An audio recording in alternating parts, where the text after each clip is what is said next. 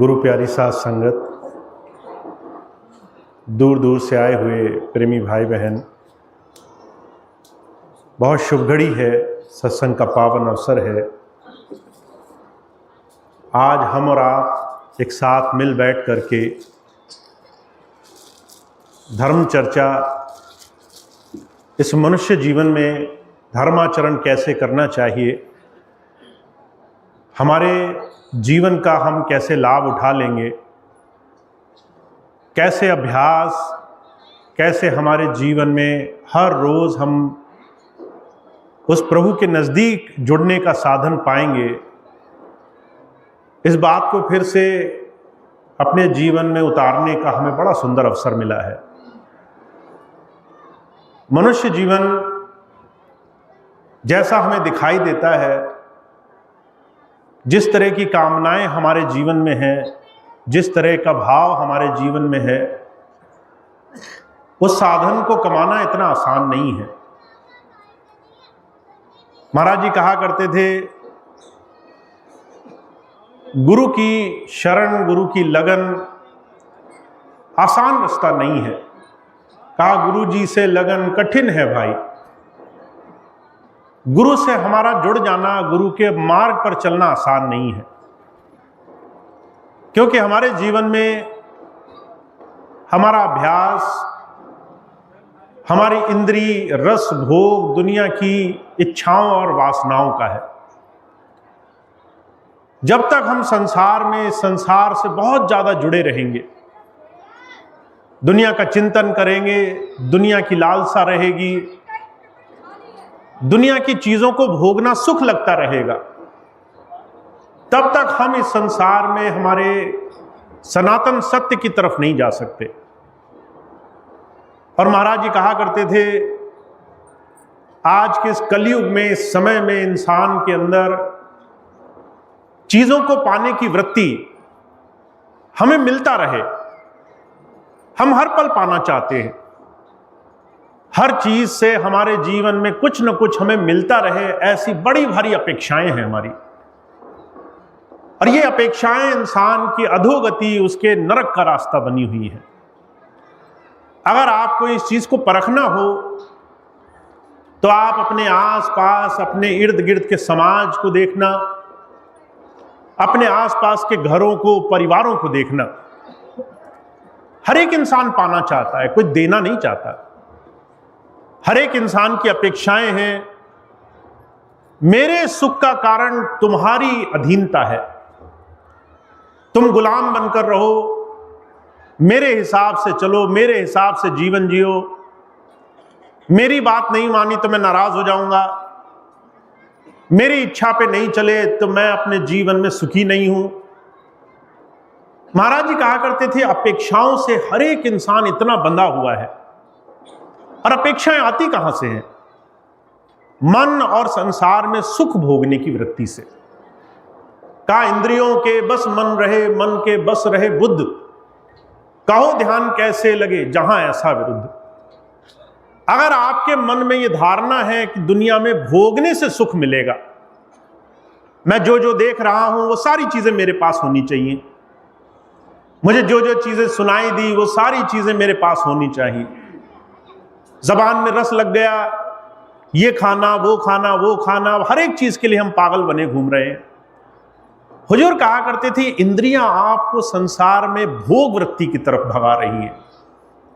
भोग वृत्ति अपेक्षा पैदा करती है। आप हर एक चीज मांगोगे, वो मिलेगी तो नहीं, पर कि उसकी इच्छाएं आपके जीवन में आपको हर पल बेचैन रखेंगी। आप चाहते हैं आपका परिवार आपके हिसाब से चले, किसी ने आपकी बात नहीं मानी, मन में क्रोध पैदा होगा। आप चाहते हो आपके माता पिता, बच्चे, पत्नी, आपका पति सब आपका कहना माने। एक बार मना कर दिया तो मन में ईर्ष्या द्वेष पैदा होगी, गुस्सा पैदा होगा। महाराज जी कहा करते थे, काम दुनिया की सबसे बड़ी दुष्प्रवृत्तियों में से एक है। जब मन में इच्छा पैदा होती है तो वो इच्छा अगर पूरी ना हो तो इंसान के अंदर क्रोध पैदा होता है। इच्छा पूरी हो जाए तो लालच पैदा होता है। लालच पूरा मिलता रहे तो अंदर उस लालच से आसक्ति जुड़ जाती है, मोह जुड़ जाता है।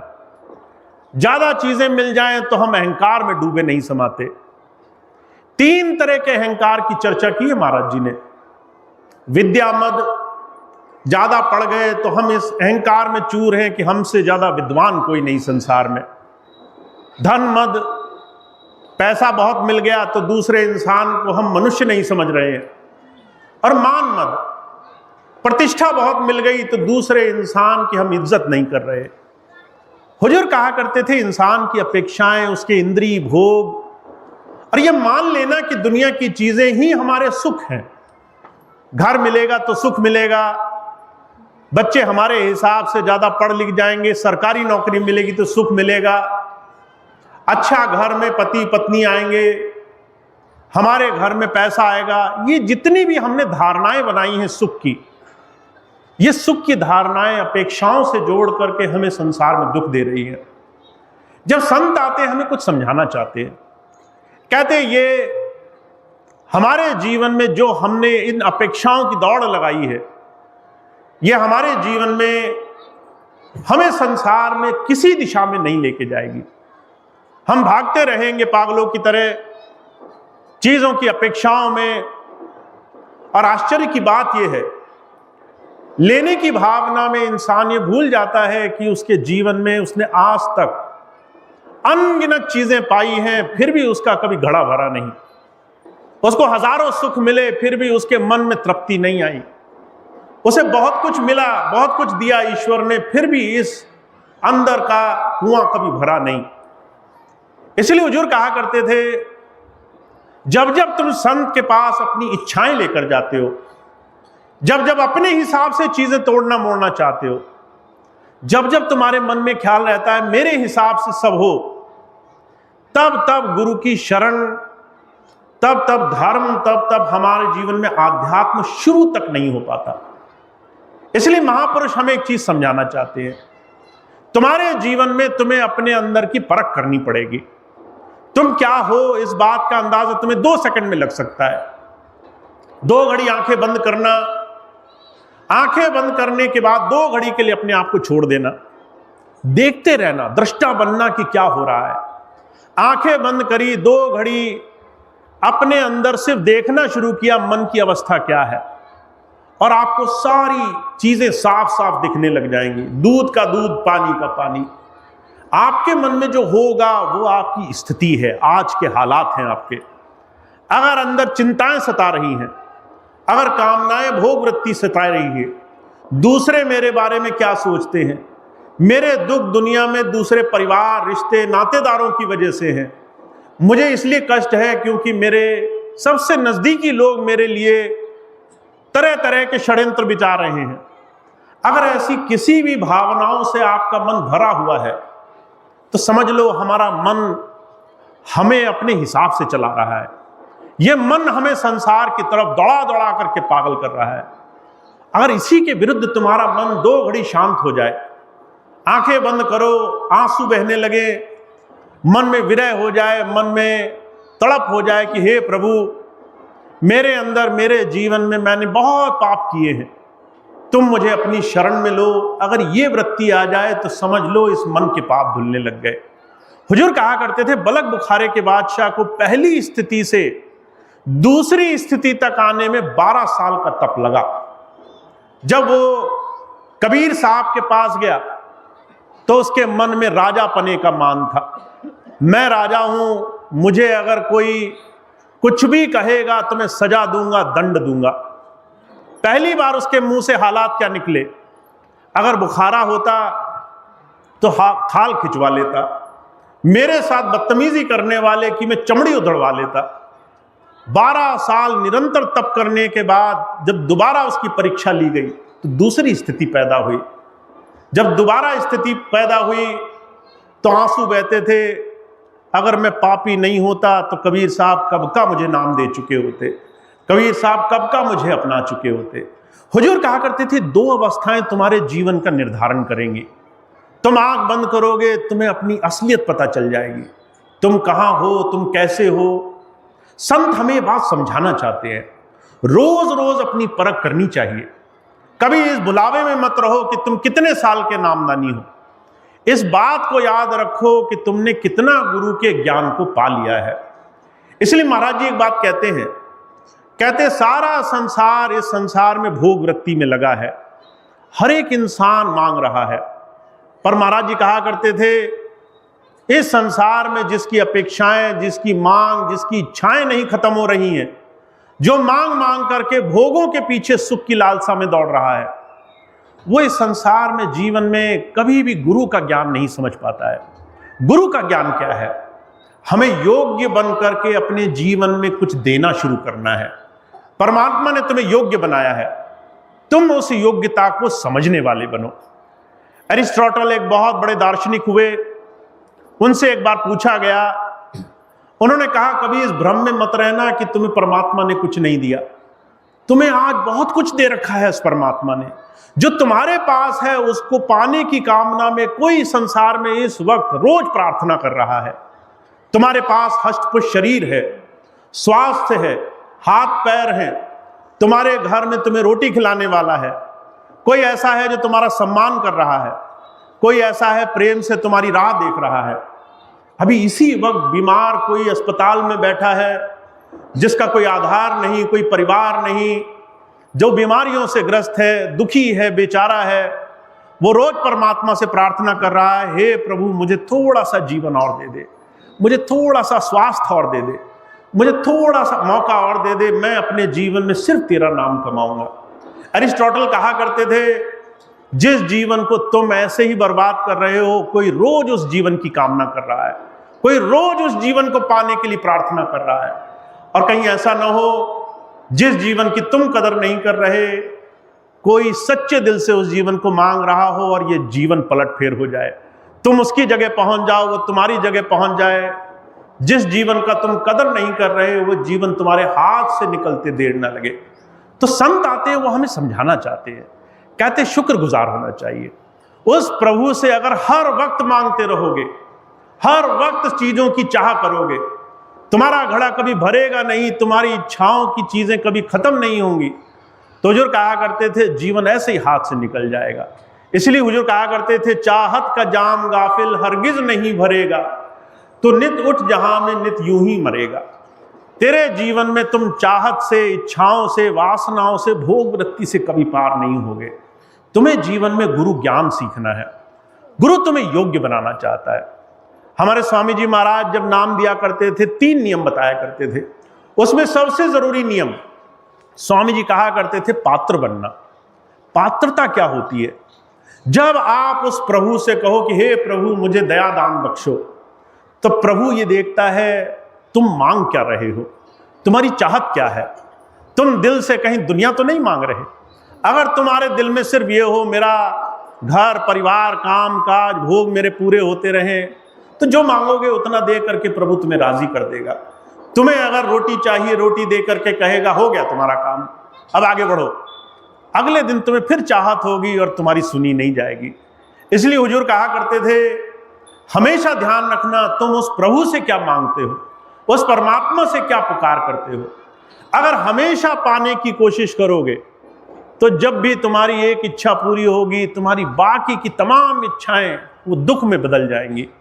अगर तुमने पात्र बनना स्वीकार कर लिया कि हे प्रभु तुम मुझे ऐसा बनाओ जिसमें मैं तुम्हारे योग्य बन सकूं, मुझे इस योग्य बनाओ कि मैं तुम्हारे काबिल बन सकूं। महाराज जी कहा करते थे संत हमें हमारे जीवन के इस रूप को दर्शाना चाहता है। तुम्हें बहुत कुछ दिया है परमात्मा ने, और जब तुम कुछ पाना चाहते हो तो परमात्मा तुम्हें उस परमात्मा की दया के योग्य बनाने लग जाता है, उस परमात्मा की दया के काबिल बनाने लग जाता है। जब आप कहते हैं प्रभु मेरे सुंदर परिवार मिले, तो परमात्मा तुम्हें चुनौतियां देता है, तुम उस परिवार के योग्य हो कि नहीं हो। जब आप कहते हो हे प्रभु मुझे धन मिले, तो परमात्मा आपको कठिन परिस्थितियों में डालता है। जो धन मैं तुम्हें दूंगा तुम उसे भोग वृत्ति में तो नहीं गुजार दोगे, तुम उसे उठा करके बर्बाद तो नहीं कर दोगे। जब आप कहते हो अच्छे बच्चे मिले, अच्छे संतान मिले, तो परमात्मा आपको धैर्य का परीक्षण करने के लिए देता है। जब बच्चे मिलेंगे तब उनके साथ क्या करोगे तुम उनको अपनी संपत्ति मान करके अपने हिसाब से इस्तेमाल करोगे, ये प्रभु का आशीर्वाद मानोगे। महाराज जी कहा करते थे, हमेशा याद रखना, तुम्हारी चुनौतियां उस परमात्मा का आशीर्वाद हैं। परमात्मा तुम्हें तुम्हारे जीवन में, तुम्हारे कर्मों में, सुख और दुख में तुम्हें तैयार कर रहा है, तुम्हें इस योग्य बना रहा है कि तुम उस प्रभु के काबिल बन सको। इसलिए कबीर साहब ने एक बात कही है कि गुरु कुम्हार सिख कुंभ है, गड़ गड़ काड़े खोट, अंदर हाथ उभारता बाहर देता चोट। कभी आप किसी कुम्हार को देखना जो चाकी पर एक घड़ा बना रहा हो, आप देखेंगे वो बहुत कच्ची मिट्टी लेकर आएगा और जब उस मिट्टी से घड़ा बनाने की कोशिश करेगा तो उसमें दो क्रियाएं उसकी रहती हैं। पहली ये, उसको उस घड़े को आकार देना है। हमें और आपको गुरुजी को आकार देना है कि हम क्या बनेंगे जीवन में। हम चुनौतियों में जाएंगे, हम वहां टूट जाएंगे, या वहां पर से हम गुरु का आशीर्वाद लेकर बाहर निकलेंगे। समस्या आएंगी, हम सिमरन करते हुए बाहर निकलेंगे कि निंदा करते हुए बाहर निकलेंगे। तकलीफ आएंगी, हम गालियां देते निकलेंगे या उस प्रभु का धन्यवाद देते हुए निकलेंगे। पहली चीज आकार देता है गुरु। दूसरी बात, अंदर से सहारा देता है। अंदर से वो हमेशा हाथ बना करके रखता है कि हम किस योग्य बनेंगे। तो हमें एक बात समझनी है, हमारे जीवन में कष्ट हमें तोड़ने के लिए नहीं आते। अभी थोड़ी देर पहले मुझे एक बहन जी मिली, कहने लगी, भैया जी मैं बहुत परेशान हूं, मैं बहुत तकलीफ में हूं। मैंने कहा, ये जो तुम्हारी तकलीफें हैं इनसे भागने की कोशिश मत करो, जगह जगह मत जाना, कहीं कोई तंत्र मंत्र तावीज किसी और पूजा पाठ करने वाले के दर पर मत जाना। ये मत करना कि जगह जगह जा करके तरीके ढूंढने लगो। तुम्हारे ये कष्ट तुम्हारे लिए अमृत है उस परमात्मा का। वो तुम्हें तुम्हारे जीवन में तैयार कर रहा है, तुम्हें उस योग्य बनाना चाहता है जिस चीजों की मांग तुम जन्मों से कर रहे हो। इसलिए हुजूर क्या कहा करते थे, जो दर्द को पीयूषमान मुस्कुरा के पी गए, वो मृत्यु से मरे नहीं शमशान जाकर जी गए। तुम अपने दर्द को पीयूष मान लेना, अमृत मान लेना। तुम्हारा दर्द तुम्हारे जीवन में परमात्मा को तुम्हारे बनाने का, तुम्हारे निर्माण का साधन है। अगर कष्ट में तुमने उसको याद रखा, अगर तकलीफ में तुमने अपने आप को उसके लिए धन्यवादी पाया, अगर तुमने अपनी तकलीफों में उस प्रभु की याद नहीं भुलाई, तो हुजूर कहा करते थे वो कष्ट दूर हो जाएगा, पर तुम अपने जीवन बहुत आगे बढ़ जाओगे, उस प्रभु की दया से बहुत आगे निकलने वाले बन जाओगे। तो हमें अपने जीवन में एक बात याद रखनी है, हम सब लोग चाहे किसी भी परिस्थिति में हो, गांव में हो, गरीबी में हो, दरिद्रता में हो, अगर परमात्मा ने हमें चंद सांसें दी, हष्टपुष्ट शरीर दिया, अगर हमें अपने जीवन में इस योग्य बनाया, हम किसी की भी सेवा कर सकते हैं, तो हम कमजोर नहीं हैं, हम कहीं से भी दुखी नहीं हैं। वो हमसे अब भी बहुत काम करा सकता है, बहुत से ऐसी चीजें करा सकता है। अब मैं आपको 2-3 चीजें ऐसे बताऊंगा, आपको बड़ा इस चीज से आश्चर्य होगा। अभी कुछ दिन पहले हम हरिद्वार गए। हरिद्वार में सेवा कार्यक्रम लगा था रजनी केयर फाउंडेशन की तरफ से। जब वहां गए तो हम एक ऐसे विद्यालय में गए, मात्रांचल उसका नाम था। जब वहां पहुंचे तो वहां पर 40-50 बेटियों के स्कूल में हम पहुंचे। जब मैं वहां पहुंचा तो मैंने हरिद्वार के सेवादार भाई बहनों की टीम से पूछा, ये कैसा स्कूल है, यहाँ पर ये बेटियां कैसी हैं? तो वो कहने लगे, भैया जी ये अनाथ असहाय बेटियां हैं समाज की, ऐसी बेटियां हैं जिनको लोग पैदा तो कर देते हैं पर छोड़ जाते हैं किसी न किसी कारण की वजह से। तो मैंने उनसे पूछा ये कौन कौन सी, तो उन्होंने कुछ घटनाएं मुझे बताई, मैं आपको बताता हूं, ये समझाने के लिए कि तुम्हें परमात्मा की दया से बहुत कुछ देने का मौका मिला है। अगर तुम सिर्फ अपना सोचना छोड़ दो, सिर्फ अपने घर के बारे में सोचना छोड़ दो, तो तुम्हारे पास जीवन में बहुत कुछ परमात्मा तुमसे करा सकता है। अब मैंने उनसे पूछा इनके बारे में कुछ बताइए। एक 5 साल की बेटी को कोई जो है एक आश्रम के बाहर छोड़ गया, कांटे वही झाड़ी थी वहां छोड़ गया, बेटी ने करवट ली, आंखों के पास बहुत सारे कांटे लग गए। ऐसी हालात में उसको वहां पर किसी ने पाया और उस स्कूल में देकर गए। जब वहां पर उस बेटी को लाया गया तो पहले उसको अस्पताल ले जाना पड़ा, क्योंकि वो कांटे अंदर तक छिद गए थे। उसकी आंख खराब हो गई, कई महीने इलाज चला।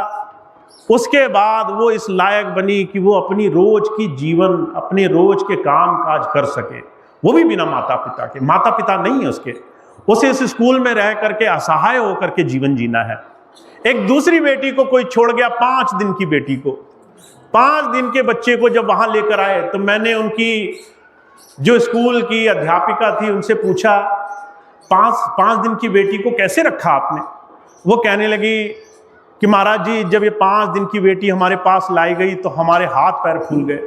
हमने सोचा 5 दिन के बच्चे को हम कैसे संभालेंगे, 5 दिन के बच्चे की हम से देखभाल कैसे करेंगे?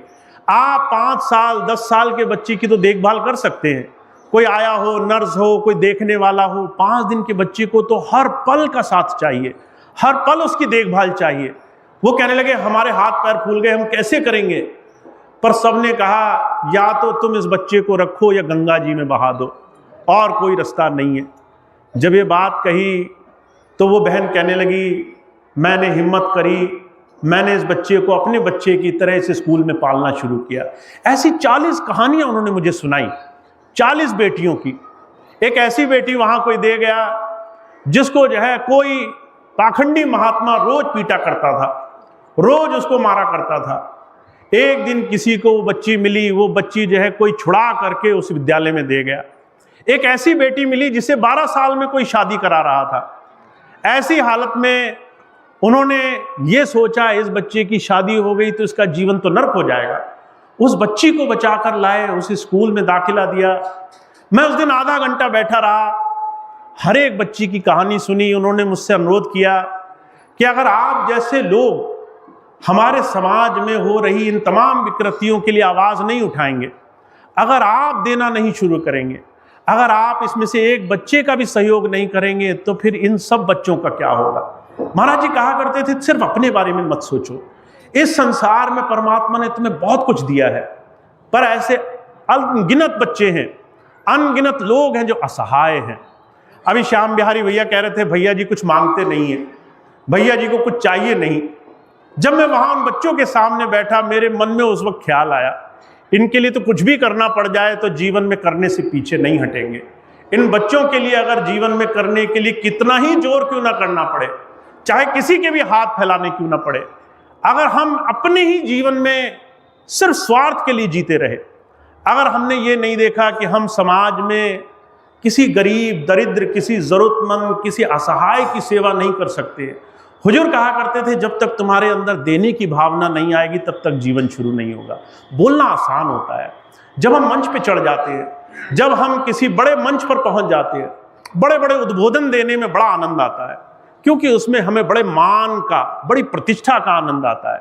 पर हुजूर कहा करते थे जब आप ऐसी जगह जाओगे जहां सच में कोई जरूरतमंद है, जिसके जीवन में कोई सहारा नहीं है, तब आपको उस परमात्मा की कृपा का अपने ऊपर एहसास होगा कि हे प्रभु मुझे तो कितना दिया है तुमने, मेरे घर में सब कुछ है, मेरे घर में मुझे देखने, भालने, जानने, पहचानने, फिक्र करने वाले मौजूद हैं, मेरी चिंता करने वाले मौजूद हैं। अगर मैं रोटी ना खाऊं तो माता कहती है कि तू बीमार हो जाएगा, तू रोटी खा ले। कोई ऐसा है संसार में जिसको कई कई दिन तक कोई पूछने के लिए नहीं है। तो जो कहा करते थे जीवन में सम्मान करना शुरू करो, इस जीवन का जो परमात्मा ने तुम्हें दिया है, जो परमात्मा ने तुम्हें दिया उसके लिए अपने जीवन में कृतार्थ होना शुरू करो, कृतज्ञ होना शुरू करो। ये तभी होगा जब अपेक्षाओं से दिल हटाओगे, जब मांगना छोड़ दोगे, जब देखोगे कि सब ने तुम्हारे लिए अच्छा ही किया है। जीवन में जो कुछ भी तुम्हें मिला उसके तुम और हम अधिकारी नहीं थे, उस परमात्मा ने हमें इस लायक समझा कि हमें अच्छे जीवन में उसने बरत दिया, अच्छा मौका दे दिया। अब तुम इसके लिए सही नजरिया बनाओ, सही दृष्टिकोण बनाओ। हर रोज अपने घर में मांगने से पहले देना शुरू करो, अपने घर से शुरू करो। इसलिए महाराज जी एक छोटी सी बात कहा करते थे, चैरिटी बिगिंस एट होम। अगर तुम्हें अच्छाई करनी है ना तो तुम अपने घर से ही शुरू कर पाओगे। जब तुम अपने घर जाओगे और माता तुम्हें एक बार कहेगी कि बच्चे खाना खाओ, तुम्हें झुंझलाहट होगी कि बार बार मेरे पीछे पड़े रहते हैं, उस वक्त एक बार अपने दिल पर यह सोच करके कि ये तो सिर्फ तुम्हारा भला चाहती है, सिर्फ तुम्हारा अच्छा चाहती है, एक बार मन में धन्यवाद करना, हे प्रभु मुझे आज तूने ऐसी माता दी, ऐसे पिता दिए, मेरी चिंता करने वाला कोई है। संसार में कई बच्चे ऐसे हैं, कुछ नहीं है। कई बार आपके पति पत्नी जो आपके लिए तरह तरह की परेशानियां झेले, आप एक बार उनकी बात सहन कर लेना कि चलो कोई ऐसा है जो मेरे लिए थोड़ा सा अच्छा सोच रहा है, हुजूर कहा करते थे जब आपका नज़र बदलती है, जब आपका दृष्टिकोण बदलता है, तब गुरु की कृपा नजर आती है। तो हमें अपने जीवन को बनाना तो तभी आएगा जब हम अपना गृहस्थ संभाल लेंगे। इसीलिए महाराज जी एक बात कहा करते थे, स्वधर्म का पालन भक्ति की सबसे पहली परिकाष्ठा है। तुम्हारा स्वधर्म क्या है? अगर तुम गृहस्थ में हो, माता पिता हैं घर में, पति पत्नी हैं घर में, बच्चे हैं घर में, तो ये सबसे पहले तुम्हारा स्वधर्म है। इन 3 जगह तुम्हें अब तुम्हारे जीवन में कितना विनम्र हो सकते हो, कितना प्रेम कर सकते हो, कितना देने की भावना रख सकते हो, सहनशीलता रखना। अगर जीवन में सहनशील हुए, अगर जीवन में दूसरों की अच्छाई देख करके अच्छाई करने की भावना बनी, तो गुरु ज्ञान मिल गया तुम्हें। तो हमारे स्वामी जी एक ही बात कहते आप आंखें मूंद करके साधना तो कर लोगे, पर अगर आपको जीवन में जो परिवार प्रभु ने दिया, उस परिवार को कैसे साधना है ये नहीं आया, अगर अपने जीवन में कुछ देना नहीं आया, तो जीवन में बहुत बड़ा मौका हाथ से निकल जाएगा। तो हमें शुरू कहाँ से करना है? मैं एक ही बात कहता हूँ, तुम्हारे पास बहुत पैसा नहीं है, कोई चिंता की बात नहीं, अपने स्वभाव से विनम्र होना शुरू करो। तुम्हें लगे कि कोई दुखी है, 2 मीठे बोल बोलना शुरू करो। तुलसीदास जी ने एक बात कहा है कि हमारे जीवन में अगर तुम थोड़ी सी जबान मीठी कर लो, कहा वर्षीकरण एक मंत्र है, तज दे वचन कठोर, तुलसी मीठे वचन से सुख उपजे चौओर। कहते अगर तुम्हें कुछ नहीं कर बनता है, तो कम से कम अपनी बात मिठास से कहना। थोड़ा जबान में मिठास होनी चाहिए, कर्कशपन नहीं होना चाहिए। दूसरे को बोलते ये ना लगे कि तुम दूसरे की जान लेना चाहते हो, तुम्हारी बात में मिठास होनी चाहिए। और महाराज जी एक बड़ी सुंदर बात कहा करते थे, अगर तुमने कड़वी बात भी मिठास से कही, तो दूसरा व्यक्ति प्यार से सुन लेगा। और तुमने अच्छी बात, किसी की भले की बात भी जरा तंज होकर, ताने से मारी, अहंकार से कही, दूसरे को ताना मार के कही, तो दूसरा तुम्हारी अच्छी बात में भी गलतियां ढूंढेगा, दूसरा तुम्हारी अच्छी बात में भी अर्थ नहीं जान पाएगा। तो हमारे जीवन में हमारा स्वभाव, आचरण, हम गुरु से क्या सीखे हैं, गुरु हमारे जीवन और स्वभाव में नजर आता है।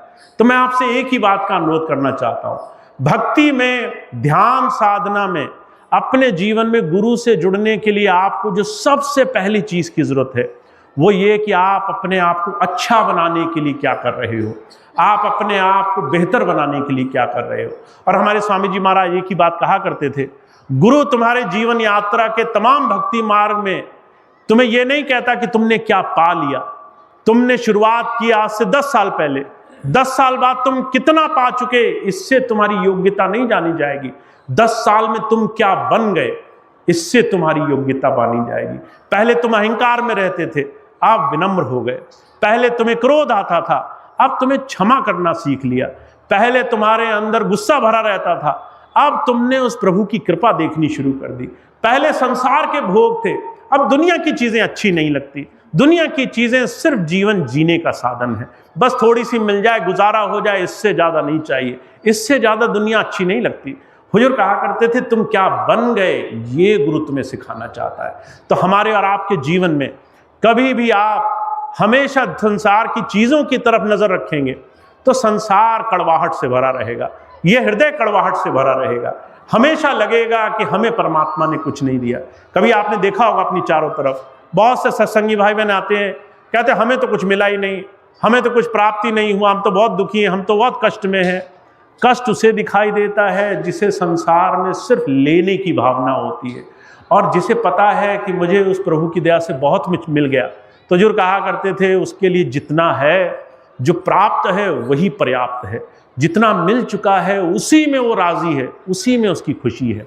तो हमने अब एक चीज को समझना है कि हम अपने जीवन को कैसे देखेंगे। आज जो आपके पास है उसको आप कैसे देखोगे। अगर आपको लगता है कि मुझे तो कुछ नहीं मिला, तो जाहिर सी बात है आपकी ये यात्रा बड़ी लंबी चलने वाली है। आप भागते दौड़ते रहेंगे, हर से उम्मीद करते रहेंगे, अपेक्षाओं में रहेंगे, माता पिता, पति पत्नी, भाई बंधु, रिश्ते नातेदार, पड़ोसियों से इस चिंताओं में लगे रहेंगे कि दूसरे मेरे बारे में क्या सोचते हैं, लोगों की सोच मेरे बारे में बुरी ना बने, चाहे मैं उसके लिए 1000 बुरे कर्म कर डालूं।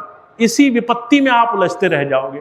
हुजूर कहा करते थे भाई ऐसा ना करना कि तुम जो है कोलू के बैल बन करके बने रह जाओ, चारों तरफ एक ही दिशा में घूमते रहो और कहो कि मैं तो बरसों से चला आ रहा हूं, मेरा तो रास्ता ही तय नहीं हुआ।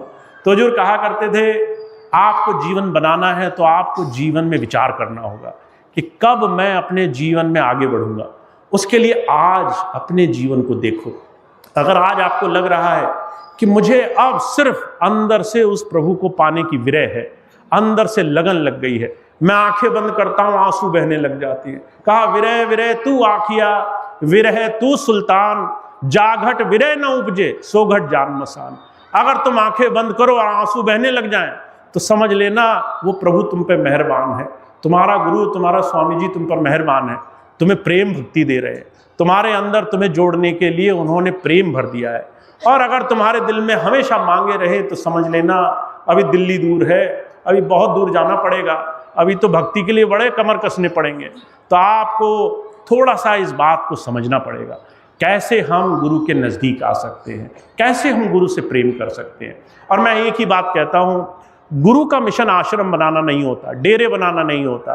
वो जो है बड़े बड़े आश्रम खोलने नहीं आते कि हमारे 10, 20, 50, 100 आश्रम हो गए, हम इतने बड़े प्रसिद्ध गुरुजी हो गए। इससे गुरुजी को कुछ लेना देना नहीं होता।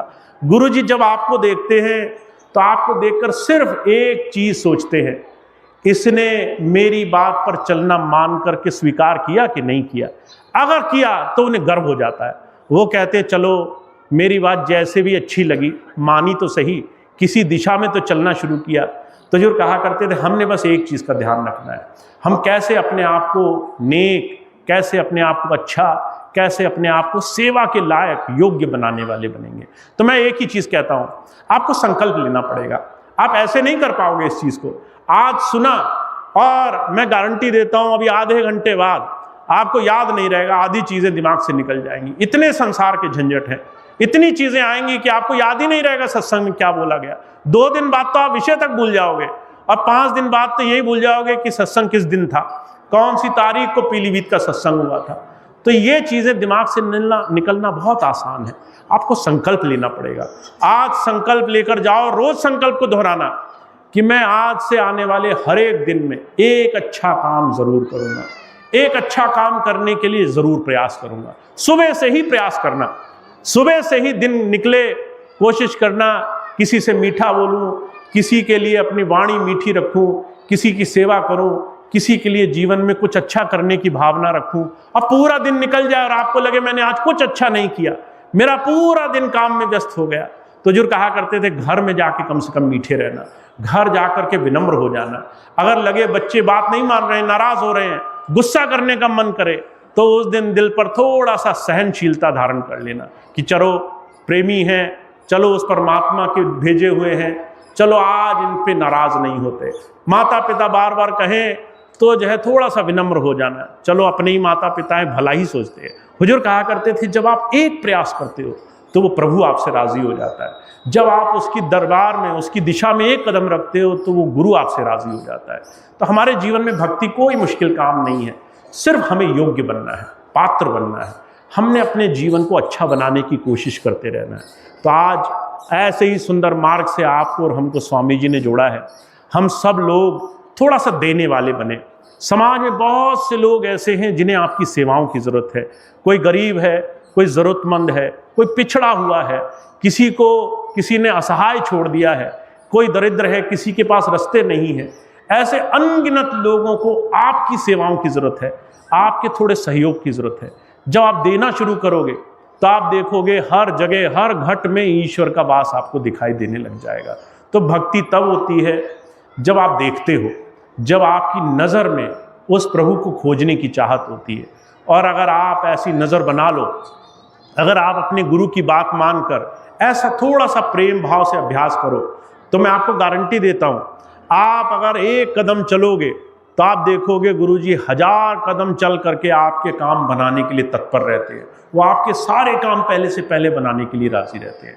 तो स्वामी जी का ऐसा आशीर्वाद है आप सब पर।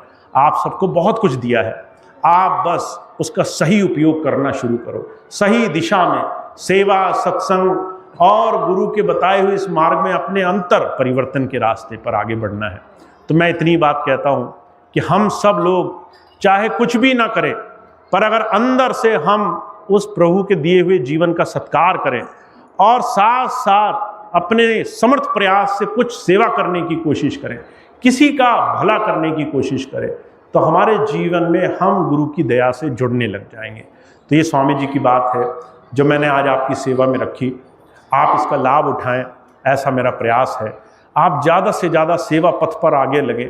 आप ज़्यादा से ज़्यादा अपने जीवन से किसी के लिए कुछ करने की चेष्टा रखें, अंदर भाव रखें कि मैं कैसे किसी का भला कर सकता हूँ, और आप देखेंगे आपके जीवन में कितनी गुरु की कृपा आपको महसूस होती है। तो इस बात को ध्यान रखना है, इसको संकल्प में बांधना है, अपने जीवन का हिस्सा बनाना है। तो इतनी बात कह के मैं अपनी बात समाप्त करता हूँ। आप सभी का बहुत बहुत धन्यवाद। आज बहुत से भाई बहन हमारे बीच में आए हैं और बहुत से भाई बहन गुरु पथ से जुड़े हुए हैं। मैंने अभी छोटा सा जिक्र किया आपके सामने कि जितने भी सत्संग के कार्यक्रम के आयोजन हैं, उसके साथ साथ स्वामी जी महाराज ने एक छोटा सा हमें प्लेटफॉर्म दिया है, रास्ता दिया है, कैसे हम सही मायनों में ज़रूरतमंद की सेवा कर सकते हैं। सेवा के इस प्लेटफॉर्म पे, सेवा के इस माध्यम में बहुत सारे हमारे भाई बहन जुड़ करके सहयोग कर रहे हैं, और वो पूरा भरसक सहयोग करते हैं, भरसक प्रयास करते हैं कैसे वो किसी ज़रूरतमंद, गरीब, किसी असहाय की सेवा के लिए अपना थोड़ा सा योगदान दे सकें। और योगदान देने के लिए आपका धन ही काफ़ी नहीं है, आपका समय भी बहुत ज़रूरी है। आप अगर समय भी ना दे पाएँ तो आपकी भावना भी बहुत ज़रूरी है। कम से कम जो सत्संग में आ रहा है, आप उससे प्यार से बात करते हैं कि नहीं करते। कोई अगर आपसे इस आश्रम में मिलने आया या आपके घर में आपसे मिलने आया, तो आपके अंदर से आपके गुरु दर्शन की झलक मिलती है कि नहीं मिलती। लोग आपसे मिले और कहें कि ये व्यक्ति कुछ विशेष है, इसको कहीं से कुछ मिला है, इसने जरूर किसी महात्मा से कुछ पाया है, ये जरूर कुछ जीवन में सीख चुका है, ऐसा लोगों को आभास हो जाए आपके जीवन से जुड़ के, तो हमारा जीवन दर्शन है, हमारा जीवन दर्पण है। तुम समाज में जब जाओगे और लोग तुम्हारे पास आएंगे तो उन्हें दो चीज़ों का आभास होगा। एक तो उन्हें गुरु की कृपा का आभास होगा, अगर आपके जीवन से वो झलक रही है। लोगों को आपके आचरण से समझ में आ जाएगा आप कहाँ जुड़े हुए हो। अगर आपका आचरण प्रेम भाव से जुड़ा हुआ है, ईर्ष्या द्वेष से ओतप्रोत नहीं है, आप इस संसार में मन से नहीं उलझते हो, तो आपके जीवन से लोग समझ जाएंगे आप कहाँ जुड़े हुए हो, किस महात्मा से जुड़े हुए हो। दूसरा, अपनी स्थिति का आभास होगा। आप आईने की तरह दिखाई दोगे उन्हें, वो आपको देखेंगे और अपने जीवन पर विचार करेंगे, ये तो इतना देवदार बन गया, हम तो कुछ भी नहीं कर रहे। लोगों के जीवन में प्रेरणा आएगी, लोग जीवन में सुधरना चाहेंगे। तो महाराज जी कहा करते थे इस बात का थोड़ा सा भाव रखना। मैं एक छोटी सी बात और कहूँगा। अभी थोड़ी देर पहले मुझे एक बहन जी मिली, कहने लगी भैया जी, हम जिस परिवार में, जिस घर में रहते हैं, वहाँ लोग बहुत बुरा बुरा चाहते हैं, लोग जो है बहुत अपेक्षाएं रखते हैं। मैं देखती हूँ चारों तरफ लोग तरह तरह की बातें करते हैं, कई बार वो बातें नहीं सुनी जाती, क्या करना चाहिए।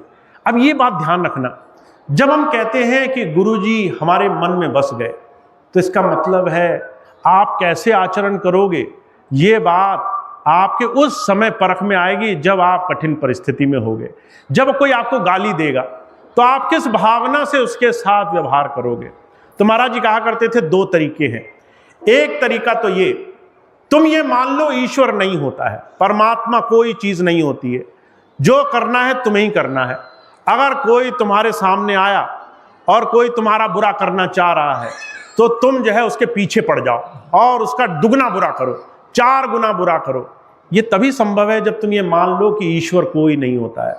तुम्हें ही सारे फैसले करने पड़ेंगे। तुम 2 की जगह 4 बुरा नहीं करोगे तो तुम अच्छे नहीं कहलाओगे। एक तो ये तरीका होता है, और 99% लोग इसी तरीके को मानते हैं, सत्संगियों में भी। मैं आपको सच बता रहा हूँ, आपको लगता होगा भैया जी को कुछ नहीं पता है, पर लोग मेरे पास आते जरूर हैं, पर जैसे ही पीठ मोड़ते हैं वैसे ही अपने सत्संगियों में भी भावना ये रहती है। अगर आपको अच्छा ना लगे, अगर आपको भरोसा ना हो, तो अभी परख करके देख लेना। आप सत्संग से उठोगे और जैसे ही कोई सेवा करने आए, आप थोड़ा झड़क देना उसे मजाक में, पर आप थोड़ा सा आंखें दिखा देना घूर के और कहना कि आज तो तुमने प्रणाम नहीं किया, तुमने जो आके हमें नमस्कार नहीं किया, बहुत बड़े बन गए। तो देखना कैसे क्रोध निकलेगा सामने से, कैसे जो है दुगने क्रोध से हो सकता है लड़ाई हो जाए, हो सकता है हाथापाई हो जाए। तो ये आप एक पल में परख सकते हो। तो हमारे जीवन में हम किस भावना से संसार में जी रहे हैं, इस बात को समझना। अगर कोई गाली दे और आपको लगा ईश्वर नहीं होता है, तब तो आप एक के बदले 1000 गाली दो, क्योंकि आप ही को फैसला करना है, दूसरा है नहीं संसार में कोई, आप ही को अपना जीवन भार उठाना है। फिर तो गुरु जी की आवश्यकता नहीं, संत मत, ध्यान, साधना, अध्यात्म, कोई आवश्यकता नहीं।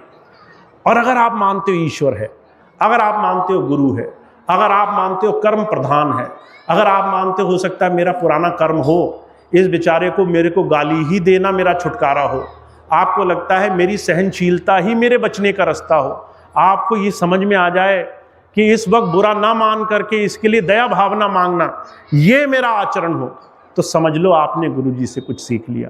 मैं कई बार भाई बहनों को एक चीज़ कहता हूँ, आप घर में रहते हो, कई बार घर के सामने से एक पागल व्यक्ति निकलता है, और जब पागल व्यक्ति निकलता है तो आपको देखकर बड़ी गालियाँ निकालता है, कई बार बड़ा बुरा भला बोलता है, कई बार कंकड़ पत्थर भी मांगने लगता है। आप कैसे व्यवहार करते हो? आप कहते हो हे प्रभु इसका भला करना, बेचारा गरीब है, बेचारा पागल हो गया, मति छीड़ हो गई। आपके अंदर दया आती है कि नहीं आती? दूसरे को असहाय देख करके, चाहे वो गलत कर रहा हो, मन में दया भावना आती है। पर ये दया भावना आप अगर दूसरे हर एक विकृति में पड़े हुए इंसान के लिए सोचने लग जाओ, यही बुद्ध का नियम था, यही महावीर का नियम था, यही हमारे स्वामी जी का नियम है कि अगर आपने जैसे को तैसा नहीं किया तो समझ लो उसका ईश्वर अपने आप फैसला करेगा। और अगर आप संसार में गंदे के बदले गंदे होने लग गए, दूसरे ने जड़ा सा कीचड़ उछाला, आप पूरी बाल्टी लेकर पीछे दौड़ पड़े कि आज तो तुम्हें सबसे ज़्यादा रंग दूंगा, तो समझ लेना गुरु जी जो है वो आपके हृदय में नहीं समा पाएंगे, गुरु जी जो है आपके साथ नहीं हो पाएंगे। फिर चाहे लाख शिकायत करो कि स्वामी जी हमारा भला नहीं करते, स्वामी जी कैसे समझा देंगे कि भाई जब तक अंदर शुद्ध नहीं होगा जीवन तब तक काम नहीं बनेगा। तो हमें गुरु की बात को आचरण में लाना है। कहना आसान होता है, पर आचरण में लाते वक्त अपना हृदय देखना पड़ता है। हम तो वैसे नहीं हैं जैसा गुरु जी हमें बता रहे हैं, तो हमें अपना अंतःकरण झांकना पड़ेगा, हमें अपना हृदय झांक कर देखना पड़ेगा कि हम गुरु जी से क्यों नहीं जुड़ पा रहे। और जिस दिन ये बात समझ गए उस दिन कल्याण होने लग जाएगा। तो स्वामी जी की इतनी बात है, आप इसका लाभ उठाएं, ऐसी मेरी हमेशा प्रार्थना रहती है। आप गुरु जी से जुड़ जाएं, ऐसी मेरी विनम्र प्रार्थना रहती है। तो इतनी बात कह के मैं अपनी बात समाप्त करूंगा। आज का सत्संग कार्यक्रम समाप्त होगा। आज के इस कार्यक्रम के बाद अब कुछ और कार्यक्रम आपके क्षेत्रों में लगे हुए हैं। मैं अनुरोध करूंगा भाई संजीव उनके बारे में सूचना देंगे, आपको एक प्रार्थना होगी, उसके बाद आज का कार्यक्रम समाप्त होगा। एक छोटी सी बात मैं बता दूं, फरवरी का भंडारा है हमारे हुजूर कृपाल सिंह जी महाराज के जन्म दिवस का भंडारा। महाराज जी ऐसे संतों में हुए जिन्होंने जीवन में खुले हाथ रूहानियत बांटी। जो उनके पास गए महाराज जी ने बहुत प्रेम भाव से रूहानियत के रास्ते पर लोगों को जोड़ा। ऐसे महान संत का जन्म दिवस भंडारा है। हम उनको याद करते हैं, उनसे प्रेरणा लेते हैं, मन में संकल्प साधते हैं। तो 5 और 6 फरवरी का भंडारे का कार्यक्रम है। सत्संग का कार्यक्रम एक ही दिन का होगा। 6 फरवरी का महाराज जी के सत्संग के भंडारे के रूप में भोजीपुरा आश्रम में ये कार्यक्रम मनाया जाएगा। आप सभी भाई बहनों से अनुरोध है, आप सभी भाई बहन सबको सूचना करें और ज़्यादा से ज़्यादा संख्या में वहाँ पहुँचे। मुझे याद है एक बार मैं भोजीपुरा में बैठा था, मैंने एक बार ऐसे ही सत्संग में कह दिया कि सभी भाई बहन घर से अकेले अकेले आते हैं, सत्संगी तो सारे हैं घर में, 4-4, 5-5, 10-10 लोगों का परिवार सत्संगी है, पर घर रखाने के लिए छोड़ देते हैं। कहते हैं कि घर ये 6 लोग रखाएंगे, हम अकेले सत्संग में जा रहे हैं। अरे जो दुनिया रखा रहा है वो तुम्हारा घर नहीं रखा सकता है, वो तुम्हारा घर नहीं देख सकता है।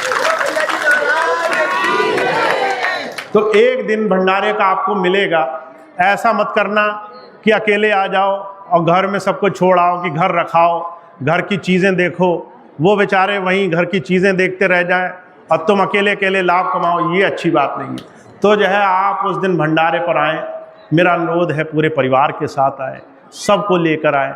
अगर कोई प्रेमी सज्जन पड़ोसी नज़दीकी मिल जाए उसको भी ले आए, उसको भी गुरु के इस सत्संग धारा से जोड़ने का प्रयास करें। तो ये एक दिन का कार्यक्रम होगा। 5 तारीख का कार्यक्रम हमारे जितने सेवादार हैं उनके लिए होगा, जितने हमारे डीजी महोदय पूरे भारतवर्ष के, और उनके साथ जितने सत्संग इंचार्ज हैं, प्रेसिडेंट महोदय, और उनके साथ साथ जो और अन्य सेवादार हैं, जो डीजी महोदय जिनका नाम हमें भेजेंगे, ऐसे कुछ सेवादारों की एक सभा होगी। 2 वर्ष भाई बहनों ने बहुत मेहनत की है, तो उनकी एक छोटी सी सभा 5 तारीख को होगी 10 बजे से। तो 5 तारीख को डीजी, प्रेसिडेंट, सत्संग इंचार्ज, उनका एक सम्मेलन होगा और 6 तारीख का सत्संग भंडारा महाराज जी के जन्म दिवस की इस सुंदर याद के रूप में मनाया जाएगा। आप सभी लोग बहुत बहुत आमंत्रित हैं, पूरे परिवार के साथ पहुंचे, ऐसा मेरा विनम्र अनुरोध है।